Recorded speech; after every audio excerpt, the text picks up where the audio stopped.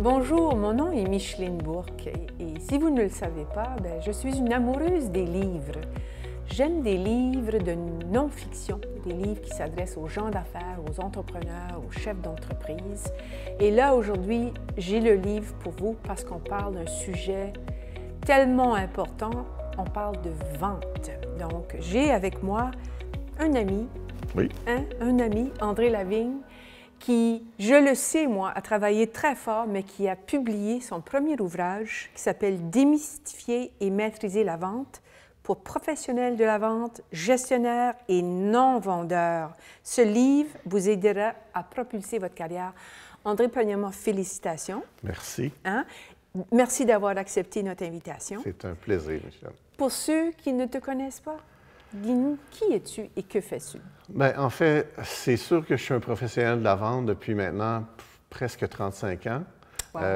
Et depuis 20 ans, j'accompagne des entrepreneurs dans leur cheminement pour être meilleurs dans l'aspect le plus important de leur business, la vente, la gestion de la vente et tout ça. Toujours passionné?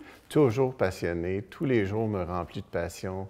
Toutes les interventions avec les clients que je coach, ça me comble de bonheur. Excellent.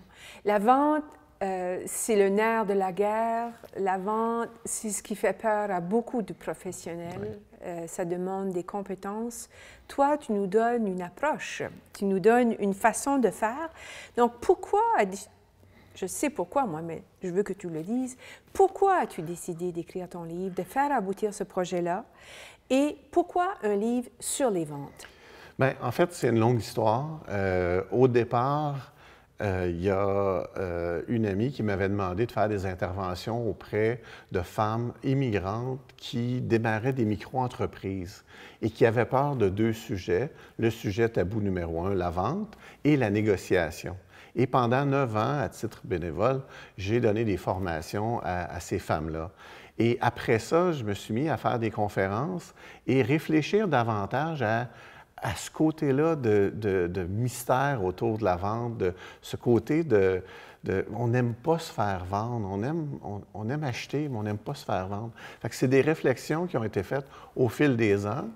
Et au fil des conférences, des ateliers, des séminaires, on me demandait tout le temps « Monsieur Lavigne, vous avez un livre là-dessus? » Et je disais « Ben non, je n'ai pas de livre. Pourquoi un autre livre sur la vente? Et petit à petit, j'ai réalisé qu'on avait besoin d'un autre livre sur la vente. Le processus d'écriture, on va parler du livre, là, bien sûr, mais j'ai beaucoup d'admiration pour les gens qui aboutissent un projet parce que beaucoup de professionnels rêvent de transmettre leur savoir. Tu as travaillé 35 ans en vente, tu as développé des approches, tu as vécu énormément d'expériences. Là, tu décides, OK, je le fais. Comment s'est passé pour toi le processus d'écriture qui mène jusqu'à la publication du livre, qui a d'ailleurs été publié grâce à Amazon? Oui, effectivement. Bien, en fait, le processus... on n'a jamais le temps. On n'a jamais le temps d'arrêter et de dire, bon, ben là, je vais l'écrire. Là, c'est le temps, j'ai une pause, Et est arrivé quelque chose qui s'appelle le COVID. Et le COVID a fait en sorte que moi, j'adore être devant les gens qui assistent à tout ça. Et là, j'étais à travers un écran en mode virtuel. Et on a besoin de moins de temps. Donc, j'avais le temps. J'avais le temps et je me suis dit, c'est le moment idéal parce qu'on fait face à une crise. Puis dans toutes les crises, il y a des opportunités. Et ça a été pour moi l'opportunité d'aller de l'avant. Bravo, bravo. Maintenant, on parle-tu du contenu? On peut parler du contenu, évidemment. OK. Le livre est divisé quand même de façon... comment dire, très simple. On parle des compétences beaucoup. C'est un livre qui nous permet de comprendre ce qu'il faut pour faire de la vente. Tu as toute une section qui parle du savoir-être, toute une section qui parle de comment convaincre et mieux vendre, donc tout ce qui concerne le savoir-faire. Puis tu as aussi la dernière section au niveau des compétences qui parle de l'excellence. Comment arriver à l'excellence? Donc, je te laisserai nous décrire un peu ton contenu. Puis, je sais qu'à un moment donné, il faut parler, justement, il faut parler de vente, il faut s'adresser, il faut communiquer avec nos clients. Peut-être ça pourrait être un angle, mais je te laisse nous guider dans ton contenu. En fait, ton point est super important, Micheline, parce qu'on est tous vendeurs. Chacun d'entre nous, dans tout ce qu'on fait, on se vend. On se vend pour avoir un poste, on se vend pour avoir une promotion, on vend pour faire avancer notre idée. On est donc tous vendeurs. Alors, moi, je me dis, il faut développer des compétences pour être meilleur, parce que ce qu'on veut, c'est qu'on veut obtenir ce qu'on désire. Okay? Et ça part tout part de là. La vente, c'est aussi ça. La vente, c'est juste un échange pour combler un besoin, un désir. Donc, les compétences sont beaucoup plus importantes au niveau du savoir-être. Et ce que moi, j'ai remarqué, parce que des livres de vente, j'en ai lu, j'ai une bibliothèque remplie de livres de vente, et on va chercher dans chacun des ouvrages une idée, deux idées, quelques idées qui nous amènent à avancer. Mais plus que ça, je trouvais que dans les livres de vente, il y avait très peu d'espace pour son savoir-être. Quelle position est-ce qu'on adopte pour être plus efficace?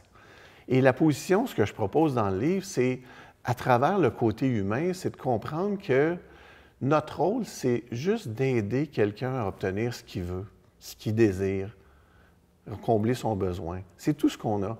Donc, on devient un accompagnateur et non quelqu'un qui pousse vers un objectif qui, lui convient. Oui. Puis on connaît la réputation des vendeurs. Hein? Puis c'est complètement l'inverse que tu nous proposes. Ce n'est pas d'être un vendeur. Et c'est pour ça que le livre s'adresse beaucoup aussi au départ aux non-vendeurs. Parce que qu'on soit un professionnel, un analyste d'affaires, un gestionnaire de projet, un comptable, la vente, c'est pas quelque chose qu'on dit qu'on veut faire. OK, mais on doit le faire. Sans ça, on n'a pas de clients, on n'a pas de projet, on n'a pas. Alors, tout ça fait en sorte que certaines des compétences, j'ai décrit bien dans le livre, au sujet les plus importantes, c'est comment on établit le rapport, comment on bâtit, comment on crée une relation. Parce que tout le monde se dit « Ah, c'est important de créer une relation. Ouais. » Il y a des choses aussi que je démystifie dans le livre, comme par exemple le côté si on est un extraverti, on a plus de chances de succès en vente. Ce qui est totalement faux. En fait, entre l'introverti et l'extraverti, il y a à mi-chemin quelque chose qu'on appelle l'introverti. L'intraverti, pardon. L'introverti est quelqu'un qui est capable de s'exprimer, mais quelqu'un qui est capable de passer le temps à écouter et répondre adéquatement. Puis Dieu sait que l'écoute dans un contexte de clientèle et de vente est extrêmement important. Ça va être dans le savoir-faire, mais ça va dans le savoir-être, mais ça va aussi être dans le savoir-faire, l'écoute, dans tout le dialogue qu'il faut entretenir avec le client potentiel. Il y a de ça, là. Il y a toujours de l'écoute active importante, parce qu'on est dans une relation où il faut capturer le désir, il faut capturer ce qui est un besoin. Alors donc, de cette façon-là, si on ne réussit pas à écouter attentivement, puis capter des choses qui sont peut-être pas dites non plus. Okay? Le non-dit est très important, mais aussi la façon dont les gens vont le dire. Et il y a les gens essaient de trouver des manières structurées, rationnelles, d'amener des processus de vente très, très structurants. Et ce n'est pas nécessairement efficace. Le plus efficace, c'est l'authenticité, la transparence et ajouter une couche d'émotion. Raconter des histoires de succès, raconter des histoires d'autres clients ou d'autres amis qui ont vécu des choses, va créer un lien émotif qui va nous amener bien au-delà d'un processus de vente. Qui peut résulter que le client potentiel va te révéler un aspect ou l'autre de l'entreprise qui te permet de mieux positionner ton offre, de mieux la présenter, de mieux rencontrer des besoins qui n'avaient pas été exprimés, ce genre de choses-là? Absolument, absolument, parce que il faut faire en sorte que l'approche d'accompagnement, on n'accompagne pas tous les gens de la même façon. Elles deviennent très personnalisées. Et ça demande de l'écoute. Et ça demande aussi de travailler à faire en sorte que la personne, on va faire des présentations, par exemple, qui sont appropriées ou des démonstrations qui sont appropriées. j'enseigne beaucoup à des gens techniques, des ingénieurs, tout ça, qui font des démonstrations. Et je leur dis, il y a une question que tu devrais poser, mais que tu ne poseras pas, mais que tu vas devoir découvrir, c'est qu'est-ce qu'il faut que je te montre qui va te prouver qu'on peut livrer la valeur? Parce que très souvent, on rentre dans un concessionnaire automobile, on rentre dans un expert technique, on va acheter quelque chose de technique, et ils nous font des démonstrations à pu finir sur des produits, alors que tout ce qu'on veut, c'est savoir où est-ce qu'il faut peser pour avoir X. OK? Je comprends. C'est juste ça qu'on a besoin de savoir. Alors, c'est comment on va amener ça à travers l'écoute, à travers les questions, à travers l'exploration. La communication, c'est ça. Effectivement. Alors, André, maintenant, qu'est-ce qu'il y en est de cette série de compétences qu'il faut maîtriser dans le domaine de l'excellence? Donc, quand tu dis savoir viser l'excellence, qu'est-ce que tu veux dire? À quoi tu réfères? En fait, je réfère à retourner à la base, à l'essentiel. Picasso disait « J'ai passé ma vie à apprendre à peindre comme un enfant ». Et c'est ça qui est important, c'est comment je vais être capable de parler à quelqu'un et de lui enseigner des choses qui vont être importantes pour lui. Comment je vais être capable de contrôler le cheminement de l'accompagnement. Puis c'est pas une situation, puis je le dis pas de façon non éthique. Contrôler, c'est, si par exemple, Micheline, tu vas acheter une nouvelle auto hybride, est-ce que tu sais comment ça fonctionne? Non, tu ne sais pas comment acheter. Moi, je vais t'enseigner, je vais te montrer comment on achète ça pour réfléchir.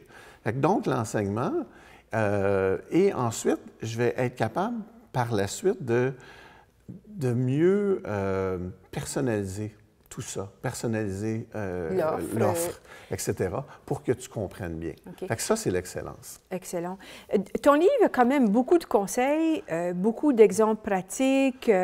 Il est conçu pour une lecture vraiment un public très large quand Absolument, même. Oui. Même si toi, tu t'es spécialisé au fil des ans dans le domaine des TI, tu as beaucoup d'expérience, ça va s'appliquer à quand même pas mal de gens. Le processus est transférable, peu importe le secteur d'activité. Absolument, absolument. La vente, c'est une activité qui est très horizontale. Tout le monde vend et peu importe.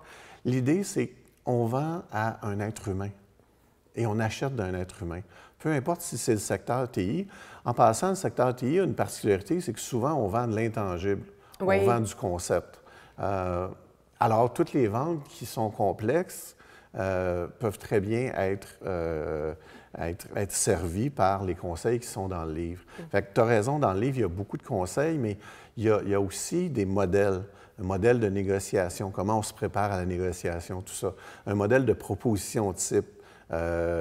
Un modèle de comment on établit son client idéal, etc. Donc, il y a énormément de modèles et il y a aussi quelques tests. Il y a 2 petits tests que j'ai mis à l'intérieur du livre.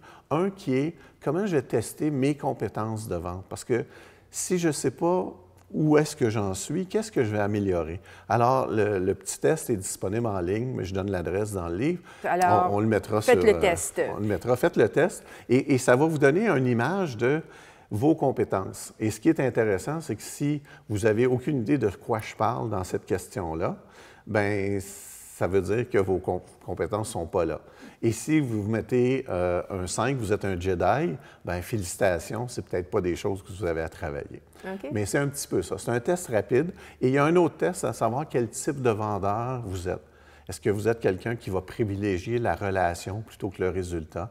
Okay. Quelqu'un qui va travailler juste tout seul, pas en équipe? Okay. Est-ce que vous êtes quelqu'un qui va challenger un peu son client pour y apporter de la valeur et de l'information que peut-être qu'il n'y aurait pas d'autre? En fait, bref, on va regarder ça et le livre vous guide là-dessus. Moi, ce que j'ai voulu du livre, c'est que ça soit un livre que vous gardez sur votre bureau. Et quand il arrive une situation, vous avez eu de la difficulté à établir le rapport avec un client, bien, vous regardez ces pages-là.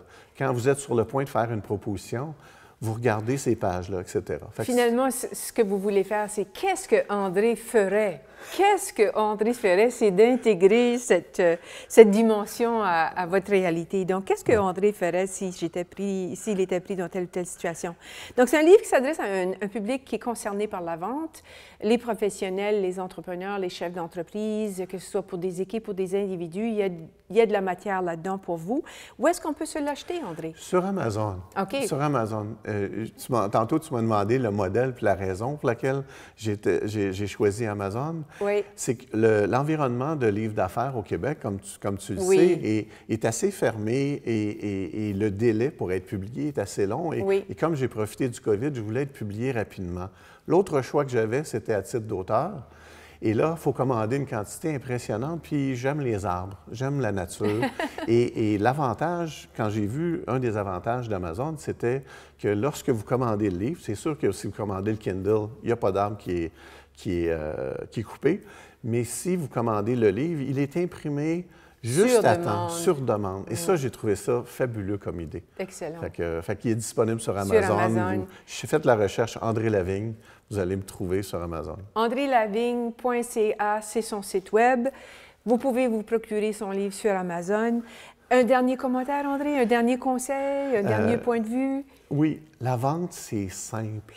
C'est très simple. Pas facile nécessairement, mais simple. Alors, je vous invite à vous donner à fond et accompagner, vouloir aider. Votre intention dans aider le client est ce qui va être la racine de votre succès. Fait que je vous laisse avec ça. Excellent. Merci beaucoup, André. Je suis contente qu'on ait eu un moment ensemble. Ça m'a fait plaisir. Donc, on va continuer à jouer.